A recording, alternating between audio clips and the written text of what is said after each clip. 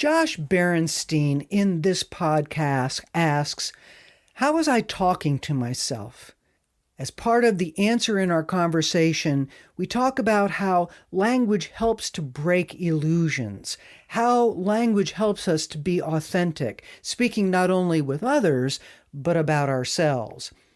And because Josh Barinstein is co-founder, producer, and editor of Zenergy Films, his reflection takes place not only verbally, but also visually. He and his son Nathan were together on a filming project for World Language Educational Materials in 2018. The experience led Josh to reflect on his role in life and as a father and his connection to the world.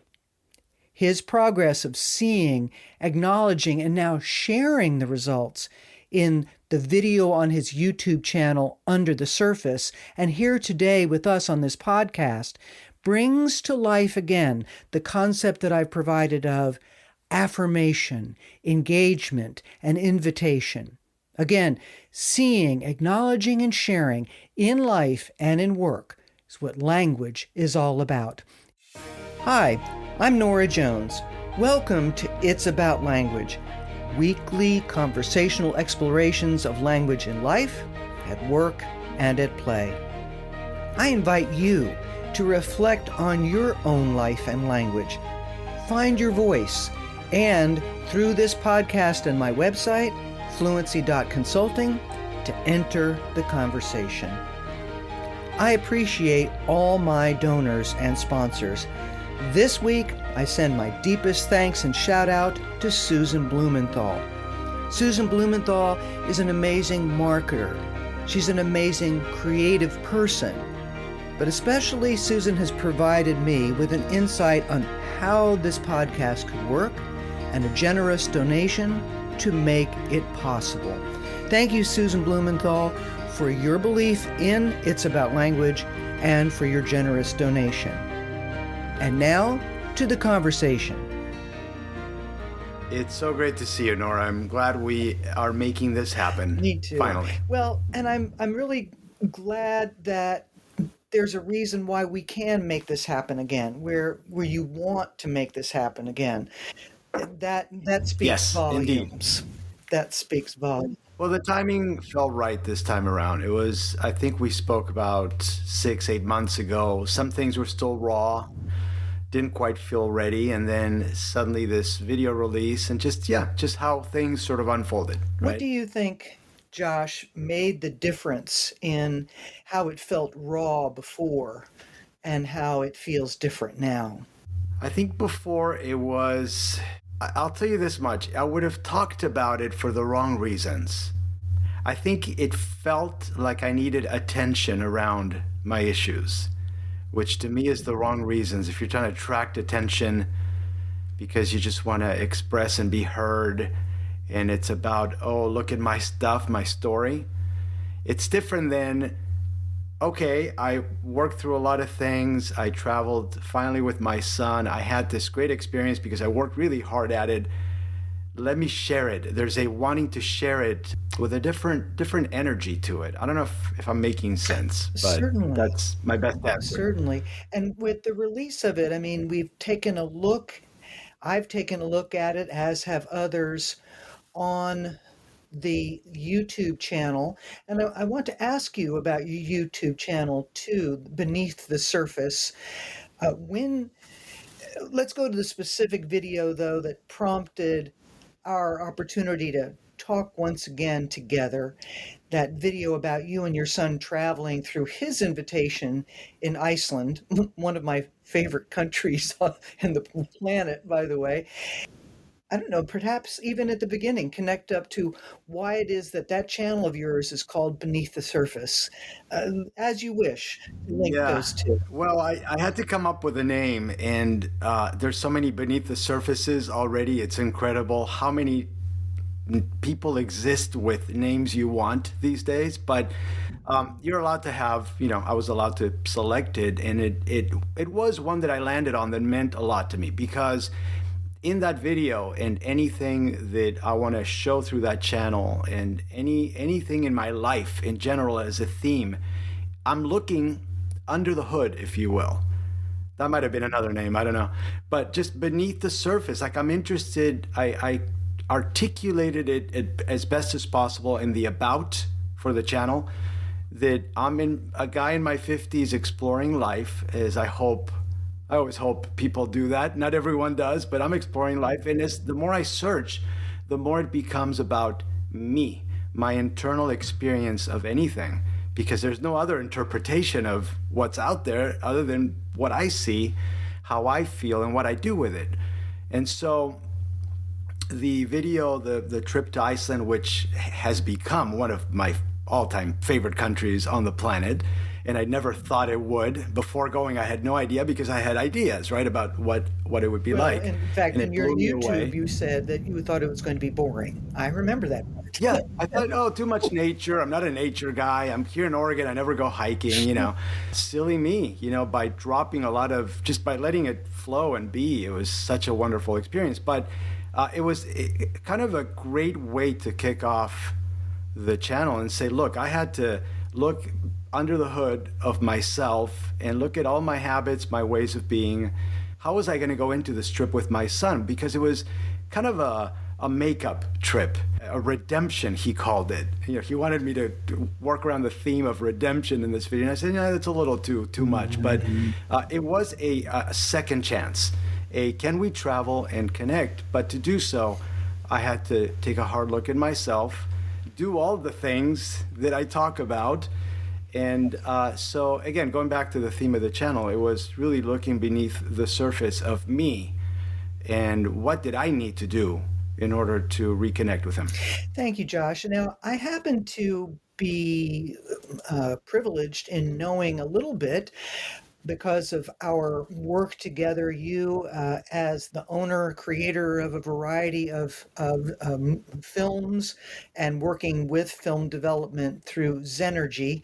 And I'd like you to talk about that some too. But when we're looking at, there was a Zenergy project, was it not? Your company project, where you and your son went to do some filming for a Spanish higher education teaching materials, correct? That's correct. To answer your question about how all this second chance of traveling with him really happened is, as I talked in the beginning of the video, we traveled for the better part of 100 days in 2018 throughout the Spanish-speaking world.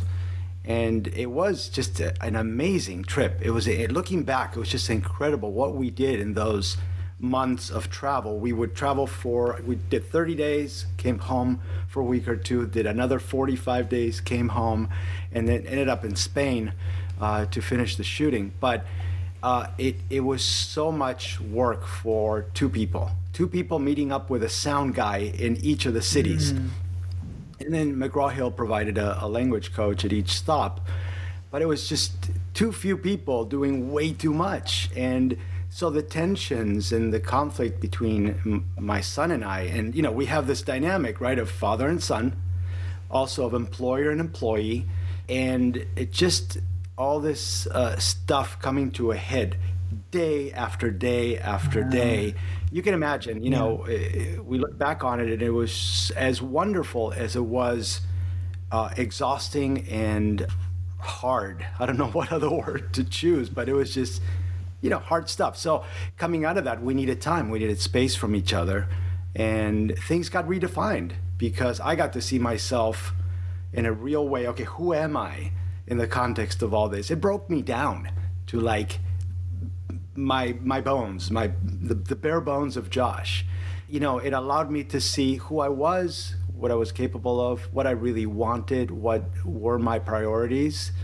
What was I doing in a sort of fantasy world that I had set up for myself? And out of that came a lot of growth. Obviously, there was a lot of growth. He and I went on and he went on to do his thing. And of course, I did too. And then Iceland was a way of reconnecting on different terms, in a different context, obviously.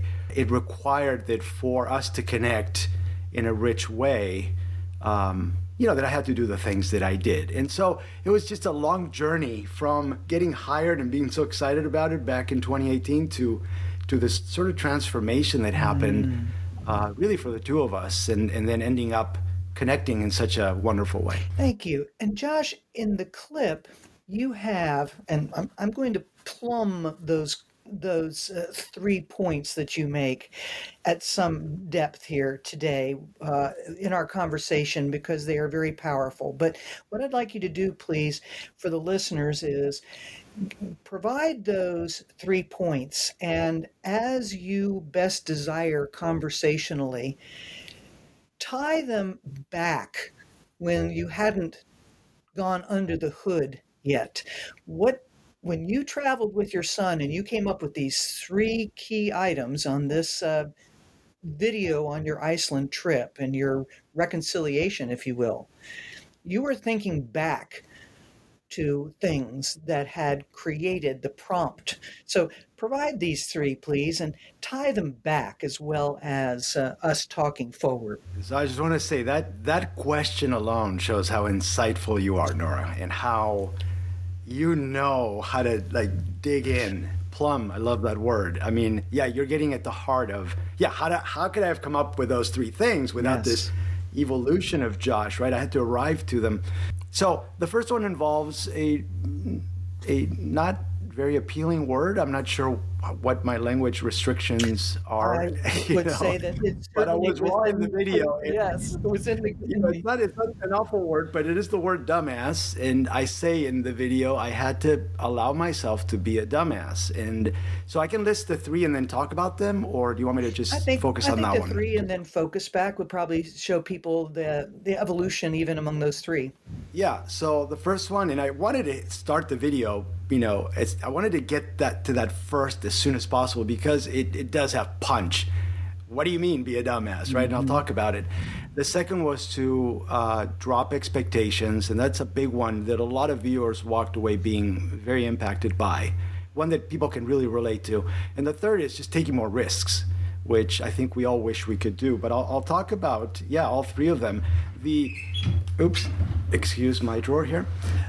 So being a dumbass, I explained that it's not about being jokey and fun and oh, look at me, son, how great I am. Let's laugh at my jokes. No, it's actually the exact opposite. It was to allow myself to make all the mistakes with the camera, with what I said, with how I was being that old dad figure that, just feels this way, right? How I feel.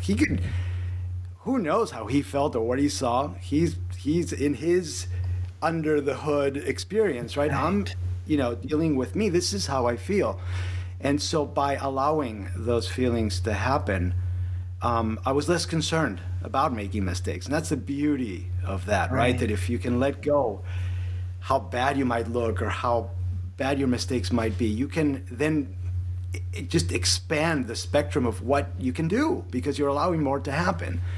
So that's what I try to articulate. Now, if you rewind back to the Spanish trip, that was a no-no, right? I was going to direct. I mean, and eventually I had to give up directing. I handed that over to him because he was going to do a better job. I just couldn't do it. I was breaking down, right? Yes. That's what was really hard to talk about last year. So I was not allowing myself to make mistakes. I was not allowing myself to look bad. Everything had to look so great that it didn't. I actually created my own destruction, which, my therapist says that was a good thing. You broke down, you learned a lot, excellent. So breaking down is not a bad thing, because I broke through some of those illusions, right, that I had about myself. That's what I was trying to explain earlier. So that's where being a dumbass comes from. And I love the word, and maybe you need to beep it out, I don't know. But anyway, I believe, and through Zenergy and through those videos from the Spanish world and through my channel, I believe in being raw and being real and authentic. I think if you're not doing those things, the older I get, the more I want of that. If you're not doing those things, I think you are lying to yourself in some way. And you can't expect it or demand it of everyone. We're all different. We're all each on our path. But I want that for me. And so if any one big thing I've gotten out of the last few years is to bring that on as much as possible. It's not always easy, but bring that out because it's the real stuff, man.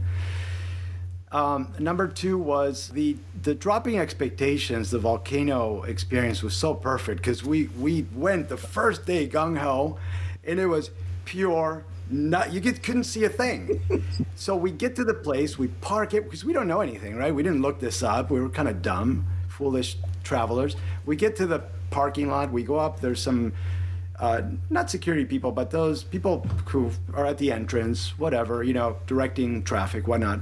And they go, yeah, you could go see the lava formations, but no, you're not going to go see anything if you go do the hike. You couldn't probably even hike because you couldn't see anything. So we're like, okay, time to rethink. And we rerouted the day. We had a great time, came back the next day. The universe awaited us with a wonderful day, so it was just a matter of letting that happen and not get too, uptight about really any one thing happening a certain way. That was the huge theme of the trip. And I think tying it back to the Spanish trip, it was, again, that tight fist around expectations that I was going to run the show, and I was going to be wonderful, and I was going to direct, and I was going to everything, and my son was going to be proud of me, right? I mean, that's a big one for a dad. One. Oh boy, expectations around recognition, and oh boy, I mean, the list goes on. And if I had allowed myself back then, which I recognize I was not anywhere near ready to do any of these things back then, right? That's why they weren't happening. If I could have dropped so many expectations of holding it together, of trying, of efforting, and letting myself feel, I mean, I didn't have a choice but to, again, break down and feel so much.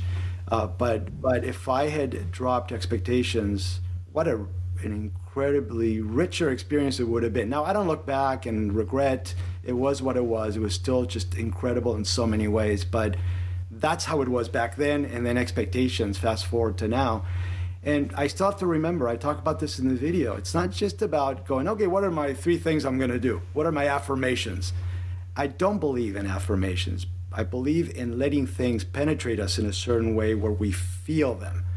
And then from that intention, bringing ourselves back to it over and over again. I had to remind myself. It was a mantra. Mm-hmm. Okay, you're doing it again. You're expecting a great meal. Drop expectations. And it's like we're programmed to do things in certain ways. We're grooved. And if we don't counter it with equal energy or greater, we don't change. We don't do anything differently. So that was true for all 3 items. That was the expectations bit, which we got into conversations about what is happiness. Mm. And I think you saw that video, yes. Right? Happiness is having a tight grip on expectations, or that's what creates unhappiness, right? That we are trying to force things to be a certain way, and well, they're not, so I'm unhappy. Well, what if we just like open up the hands, let the grip go, and let things be, and then you find so much more joy and fulfillment, right? The third one was taking more risks, and that's the older I've gotten, the tougher that's been. When I was younger, I feel like I took more risks. Interesting. I was never really the risk taker, but just allowing myself on the trip to go, yeah, I'm going to trek forward. Let's get to that volcano. Mm. And boy, was that incredible. Am I so glad that we did. And there were just different examples of being in front of the camera when he would shoot. In the past, I would shy away from the camera. I would be embarrassed and hold back and not take a risk to look dumb in front of the camera, right?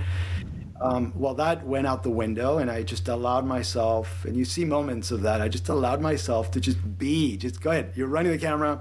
What are you asking me? Let's go. And I didn't go too deep into that, but that was just it was fun because by allowing it, I had a great time. So that's the bit about taking more risks. I think during the Spanish travels, the one thing I worked on a behind the scenes of the first 30 days that no one but Nathan has seen. I don't think any of that will see the light of day ever because it's so private and personal. But I talk about not shooting enough. And that would have been a huge risk to take for me because at the time I was not much of a shooter, whether photography or video on a professional camera. But the few times that I did, it was a blast. And so I have regrets about that because that would have been taking some risk around connecting with him, having fun, contributing footage, and but I was afraid because risk taking then meant I might not shoot well, he might criticize me, Yes. I may not look good, and so that's the whole thing. So yeah, fast forward to now, it was time to, and I speak to that in the video. I could have done things the old way, and it would have been 2018 all over again in many ways. Sure, minus the work. We wouldn't have, in Iceland, we weren't working, we were hanging out, but a lot of things would have repeated.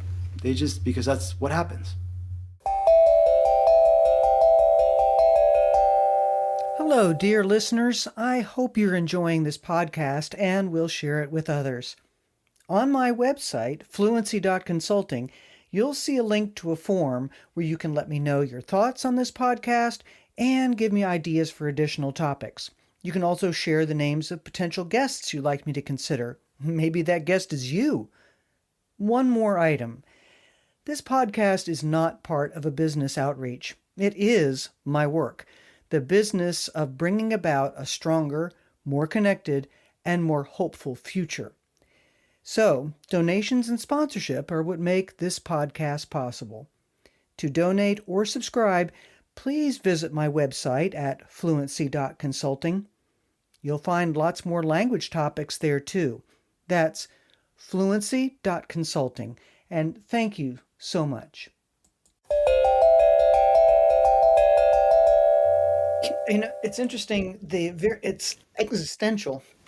What you experienced as you describe the recuperation, but I'm thinking about there's a real shattering and existential experience. Because I am older than you are, even, I can look and say that sense of watching you talk about how you will look to your son. What is the meaning of looking like this to your son? What is the meaning of who you are with the way that your son then believes who you are? And that's very deep stuff. And so, but I go then to the language about it. You started with the first one. I do have to say I did laugh out loud when I started your film because, to go ahead and be a dumbass and to use that word that caught my attention. I have to listen. And in general, you're talking about in those three vulnerability, the vulnerability about self, as far as being willing to be vulnerable in front of the camera, in front of your son, in front of the world's expectations for what a film person is going to be, to drop the expectations on others and on the world. When I was attempting to reconstitute your three without looking at the video, I noted that my first time, Josh, that I wrote it, I put lower expectations. But then when I watched it again, you chose the word drop expectations. And I believe the language that you use here as a crafter of messages in film is critically important. That choice of a word that gets my attention as far as my behavior, that drop, which is much more radical than lower, that I had picked back up. In general, you have to express you as Josh, the person that puts together these excellent films and so forth, has to know how language works visually, verbally. The choices that you made. Tell me about the intentionality of how you went about discovering those words. Again, just kind of tease on that a little bit. How did you talk to yourself about what you were going to say, potentially, is another way for me to ask this question. It's funny what you just said, that how was I talking to myself? Because this was an internal discussion as I was scripting it, to decide what am I going to say. It took me, Norah, for forever, it felt like, to finish a script that outlined what I wanted to say and how I wanted to present it. So little do people know what content creation looks like, because it does take a lot of polishing to figure out, okay, what's my story? And then you got to go film it and all the stuff that happens on top, which takes forever as well. But I'm reflecting on the language. Honestly, drop expectations sounds very severe. Yeah. It sounds it has a real weight to it, Yes. right? And the funny thing is that I think in the video, speaking to myself, because I'm audience number one, I think I was saying also that, or I do say that, because these are mantras, you have to bring yourself back to them, right? You have to go, drop expectations. Well, it's an hour later, I'm not dropping expectations because I'm human. Okay, try again. Try dropping, gently to yourself. These should not be harsh processes.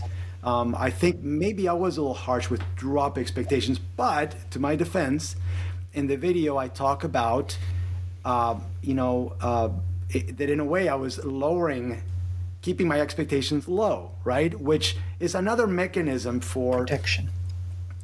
sort of fooling ourselves. Just keep your expectations Yeah. low. If you can't drop them, keep them low, because you increase the chance of being surprised, which is exactly what would happen. I would drop my expectations, go out to a restaurant. Most of the time I would be blown away anyway. And the other times I would be like, okay, that didn't go well, but my expectations didn't demand it, therefore it's okay.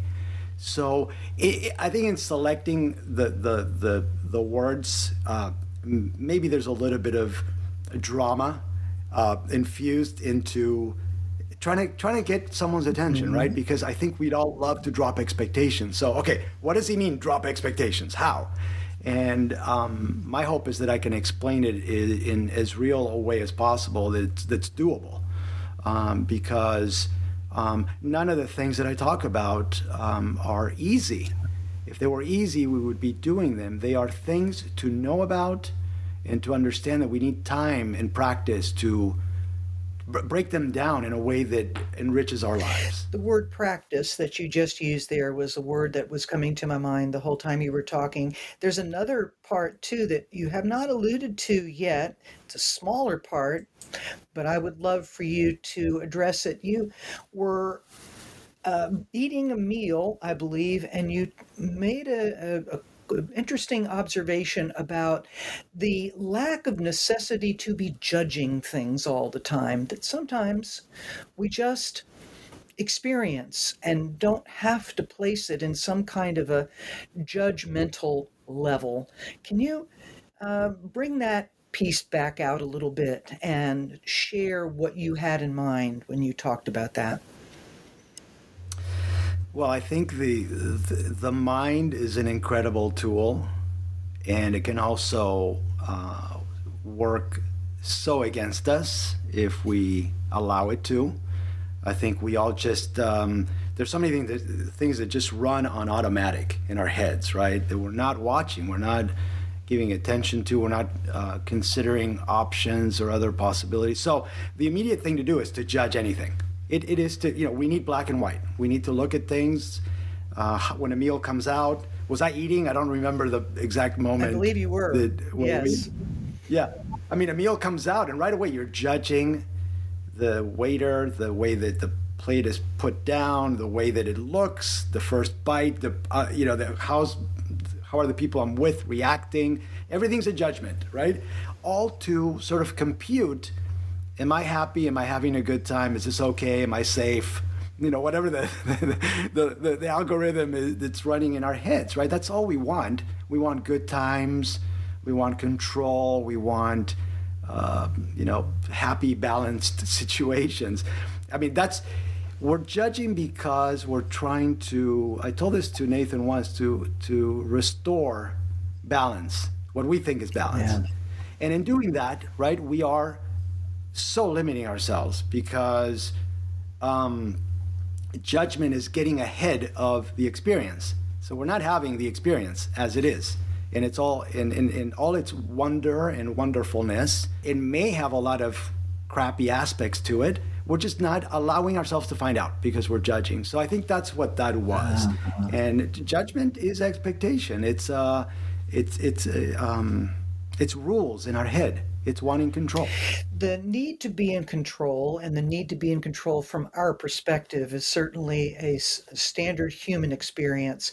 And one of the things that you said earlier that I'd like to return to is you're not much one, or you don't like, potentially you're more emphasis than that, affirmations. And I think that it's interesting because you then go to the experience that you had, and then your reflections on your experiences and your reactions and your traumas and your rebuildings led you to be able to articulate in language three things that you can now walk with, practice, and use in your life. When people are watching your film, when they are listening to this podcast, when they are walking in their lives, based on your experience, what kind of recommendations might you have for them that instead of finding affirmations from somewhere else, potentially, to how they might go about reflecting on what their experiences are and how to articulate that back to themselves so they can go beneath the surface? Yeah, I mean that's a good question. The reason I say affirmations, affirmations remind me of Saturday Night Live. Do you remember who was the comedian who would look in the mirror and he would make an affirmation and then he would go back to the camera and get all riled up and emotional, and then he'd go back to the mirror and resettle. It's kind of like what we're trying to do, right? These quotes that you see everywhere on social media, they're quick moments of, oh yeah, okay, cool, I should practice that. And that's how we tend to absorb information and learn, is by just sucking up, top 3, top 5 things to do, 10 things to avoid. People go to YouTube, that's what they're trying to consume, right? And I did that for a long time. My wife and I were, self-improvement, junkies for a long time.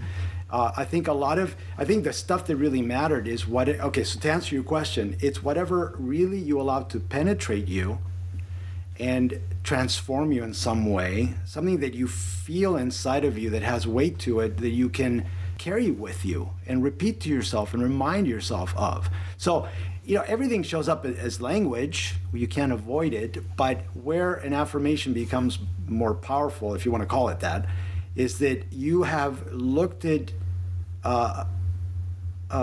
language more subtly. You've found language or selected it for yourself that means something to you, right? Like drop expectations. What does that mean to Josh? What's Josh going to do with that, right? And then you internalize it and you come back to it. You have sticky notes. We get really dumb around reminders. I've done alarms. I've done sticky notes. You start ignoring them, right?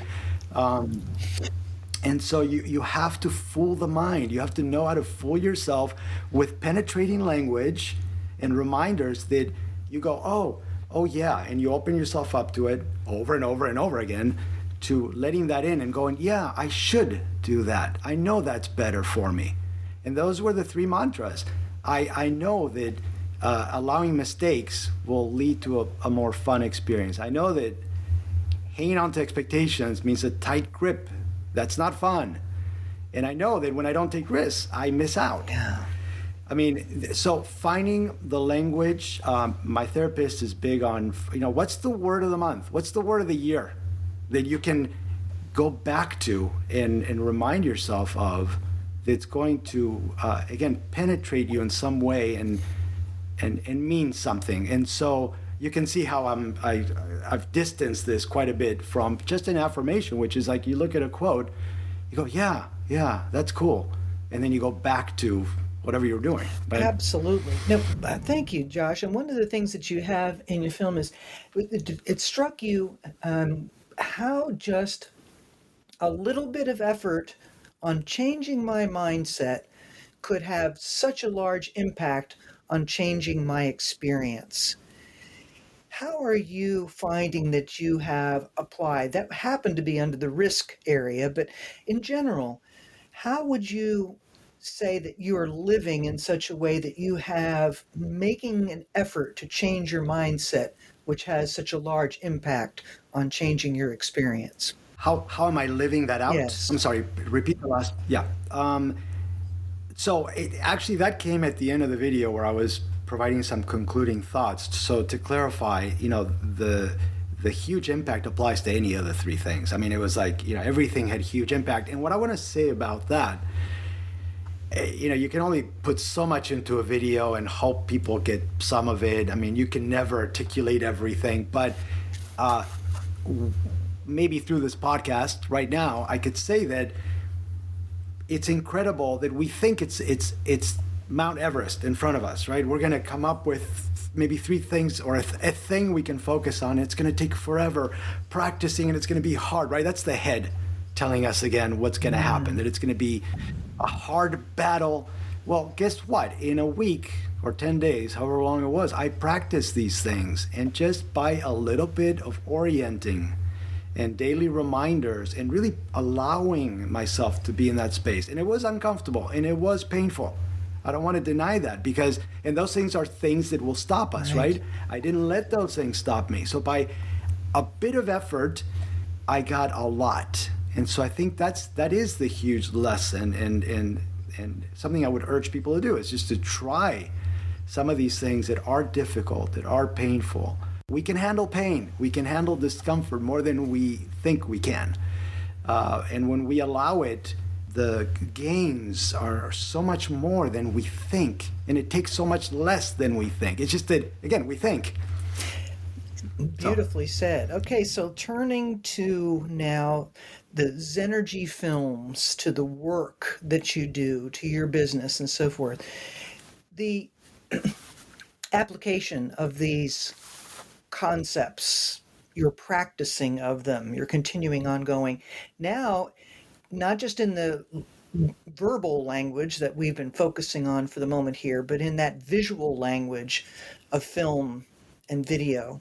How is it playing out so far, or how can you imagine it playing out in your visual language media? With Zenergy, I think a big turning point was the 2018. It was the Spanish travels where Nathan infused the videos with the kind of quality of shooting that he provided to the project, which came out of the author's initial vision of something that was very much YouTube-esque.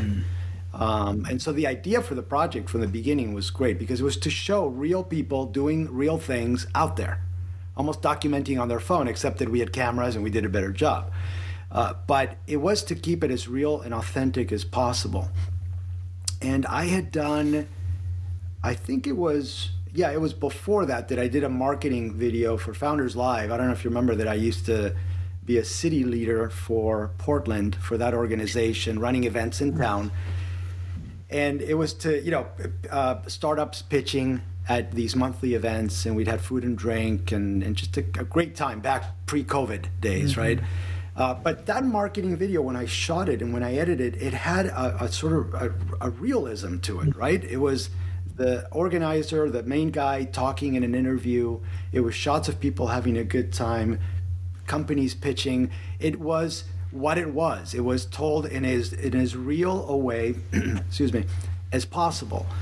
And that started a trend that carried into the 2018 project. And then I did a couple more projects after that were where I just decided, okay, if this is what I want in my life, it's got to show up in my work. I mean, otherwise there's a dissonance. And so any Zenergy project is about, and I talk about it on our website and LinkedIn, it's about real and authentic content. If you have a story to tell, we're going to insist on telling it as real and authentically as possible, because that in the end is what resonates with an audience. That's what speaks to someone. If you're trying to get too markety and flashy and whatnot, you're losing the story and you're losing the impact. So Take those risks. And while we don't particularly want, I think, in the marketing type of video to be a dumbass, to be real, for sure, right? To be real, to be yourself. What is it that you feel, Josh, that you want people to hear from you today that I have not asked about or prompted, but that's still in your heart? I mean, maybe we've talked about it in some shape or form, especially, just now about, video content and so on. But I you do all this stuff, right? And you hope, in a business sense, in a marketing sense, you hope that you're going to get attention and sell something. In a different but similar way, through my channel and the personal content I'm creating, it is to reach some audience. It might be small, but some audience who gets it, and it inspires them to do something different in their lives. And I think that, if anything, whether business or not, try something different. Take some risks and see what happens. Try to be real, because real is fulfilling to you as the creator, and it will resonate with others out there who, just because we are human beings, we just connect that way. When you see a stilted commercial or something that just doesn't seem natural, you just don't connect with it. It's just, unless there's maybe a discount that you might be interested in to, on a purchase of something, okay, yeah, they might get your attention. We are consumers, but I think the most effective, lasting, penetrating, that's a great word, stories are those that are real and authentic. I believe in that. And I with the state of things with social media and how we're living life these days, I think we need a lot more of that to counter some of this like distanced, unsocially connected world that we live in. We need more realism, more real. What are the stakes, Josh? I think they're big. I think there's going to be a lot of unnecessary suffering. I mean, I think there always is on this planet. I think it's part of the experiment. I believe that. Oh gosh, that's a tough one. That could get dark for a moment. I think the world is headed in the wrong direction, if I can say that. I mean, right, wrong. I mean, it's a tough thing to argue. I think we all sometimes need to go the wrong path to discover so much. I had to personally have 2018 happen in order to be where I am today. So I'm very grateful for that. So, while I think that's necessary, it's a tough road. It's a tough road for the world. I think social media, to stick to that theme for a moment, is going to cause a lot more harm than good for a while, until I think we realize we need to sit around a table and break bread and hang out and talk and just be human beings with each other. I think we're losing it. We're going to really lose it for a while, and then I think we'll inevitably come back to it. Well, and on the road there, while social media is still playing a role in so many people's lives, and I'm thinking here in particular about young people, the kinds of kiddos that are in education, that are starting their lives, part of what you're bringing with, in this case, your 3 insights, and in what you just said about a marketing message, a company message that's authentic, if I may use that word. It's not one you used, right? Yeah. But one of integrity, or at least an accurate reflection as much as possible, can be a stepping stone, a bridge from the way that social media is having an impact on their lives right now to where they can control it and be more real, have that broken experience built back up to something that's better. I mean, it's going to take taking risk. I mean, I can't escape going back to some of these themes, right? That if the world continues doing things the way that it has for this past century, yeah, we just get deeper and deeper into those habitual modes, and marketing gets more and more intense, social media gets louder and louder, and just people do what they do, and we just lose consciousness in a way more and more. So I think there's needs to be some kind of leap of faith that we want to be a good company. We want to reach people in a different way. We want to not take advantage of consumers. But see, that's asking a lot of corporations, right? Mm-hmm. So it's kind of like the system is sort of locked into itself. And so I think the answer ultimately is that it needs to sort of implode in a way. Mm-hmm. It's going to get ugly before there's kind of like, oh my God, what have we done to ourselves, right? Sometimes you cannot see that other possibility of something better, bigger, more profound without this breaking down. Somebody put it the other day that and I'm going to just paraphrase, but you have to break down in order to break through. And that's what happened to me. I take it back to my story that I had to go through that dark, ugly period in order to go, oh, wow, that was there all along. I didn't have to direct. Wait, I didn't have to be a big shot director that I wasn't able to be anyway. I don't have to struggle.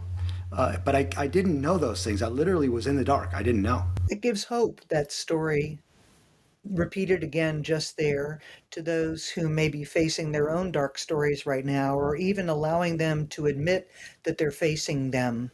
Yes. There is hope. There's always hope of doing something different. We just have to choose. Mm-hmm. And, but again, oftentimes, more often than not, you have to hit rock bottom.